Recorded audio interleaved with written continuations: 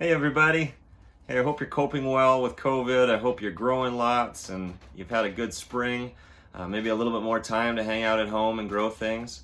I want to just take just a couple minutes to show you where my planter's at today, and also just, I don't know, maybe just show you a little bit of the greenhouse. I'm sitting in here to get out of the wind and the noise, and here's the peppers. You can see the ladybugs doing their thing with the aphids on there.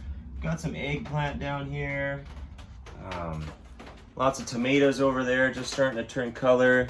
Got cucumbers in here, watermelons, lots of fun, growing all kinds of things in here. The garden outside is doing great. Like I said, it's been a great spring, lots of moisture, and even just the bits of sun that we've had have been good. Hopefully we get a little bit more heat units as we move into the summer. But I want to show you this planter. I want to show you where we're at. So in here, I've got the Swiss chard down at the end here, lettuce, and the radishes. And what I've done today, what I want to talk to you about is just to remove any sort of little annual weeds. Make sure your weeds are gone. Make sure you just run your finger through there, uproot any sort of little weed. We don't want any competition for our plants. We want these plants, these vegetables that we have in here, to have all access to moisture and nutrients, and none of that competition with anything else that might be trying to grow. So you can either pluck those out, throw them on the ground. You can pluck those annual weeds out, throw them in your salad, or just uproot them. They'll shrivel up, turn into organics in your soil.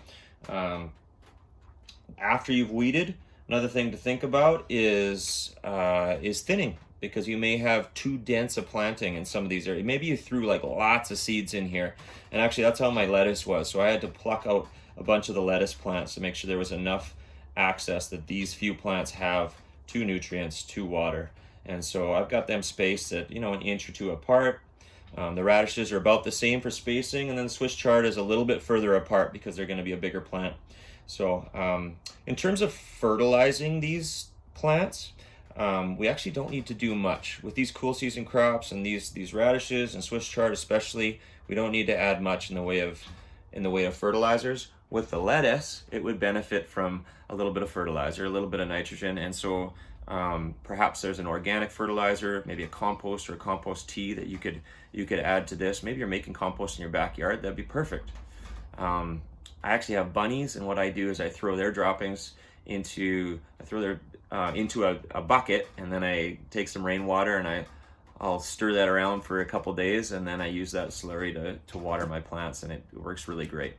It's not a strong fertilizer, it's soft. So that means like the nitrogen isn't way high like you can get with some fertilizers. It's not like something you'd throw on your grass.